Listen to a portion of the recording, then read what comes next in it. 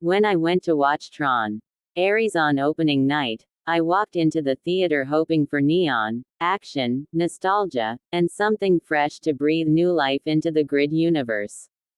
What I got was a movie that often dazzles with visuals and sound, occasionally pulses with emotion, but ultimately feels like it's trying to balance too many expectations of fans, of sci-fi, of AI conversations, and doesn't always land on both feet.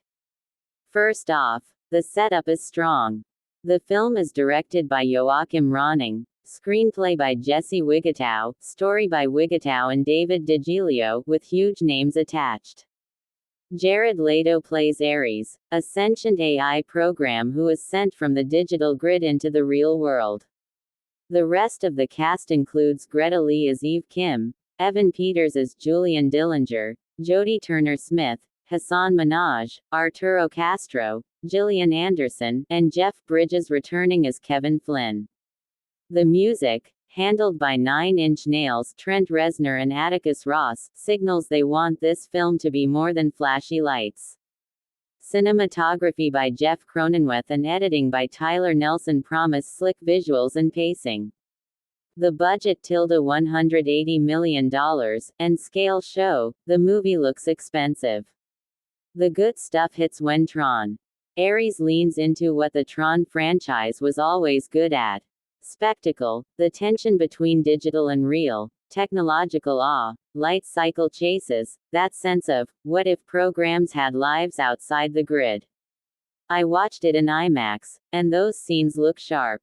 The neon grids, the real-world clashes, the way light trails cut across dark cityscapes, these parts remind you why Tron visuals matter. The score gels with those moments. When the visuals and music sync, they elevate. There are a few sequences, especially mid-film, where the lighting, sound, effects, camera movement build real tension. You feel stakes. Human ethics, AI ambition, what permanence means. Jared Leto as Ares is a mixed bag. He has moments where he's icy, detached, which fits the character, but there were also times I wished the script pushed him to be more vulnerable sooner. Greta Lee as Eve is compelling. She carries more emotional weight than many of the other characters. Evan Peters as Julian Dillinger brings menace and tech chief greed in a way that is familiar but still effective. Jeff Bridges' cameo is nostalgic, yes, and enjoyable, though he's underused. It feels like the writers didn't quite know how to balance reverence for him with newer characters' arcs. Where I felt disappointed is in the heart of the narrative. The premise, AI entering reality, permanence code, corporate power plays, is relevant, especially at a time when AI is everywhere in conversation. But the film often leans into nostalgia and visual homage more than into fresh ideas or emotional stakes that feel earned.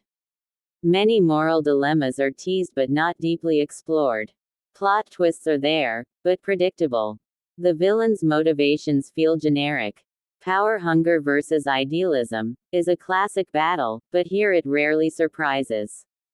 The film tries to juggle techno-philosophy, what is identity, what makes someone alive, and blockbuster action, but sometimes those philosophical moments are swallowed by spectacle.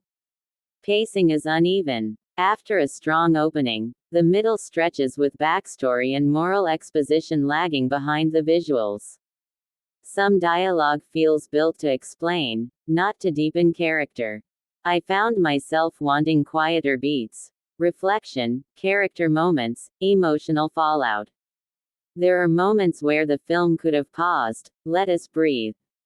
Instead, it rushes toward the next light chase or explosion. The climax tries to bring everything together, and it mostly does, though some resolutions feel convenient. Technically, things are generally excellent. The sound design in IMAX or premium theaters is immersive. Visually, the effects are strong, and the movie often uses its digital versus real contrast well. Grid versus city, clean code versus messy humanity. Editing is fairly tight in action sequences. There are some weak VFX bits in non-main scenes, but those are rare. The soundtrack especially is one of its strongest assets. 9-Inch Nails brings tension, mood, sometimes beauty. Overall, Tron, Ares is a movie I enjoyed watching. It isn't perfect. It doesn't reinvent sci-fi, doesn't fully escape comparing itself to Tron and Tron Legacy, but it's ambitious. For fans who want a visual treat, technological spectacle, sound battle, and enough story to hold it, you'll leave the theater entertained.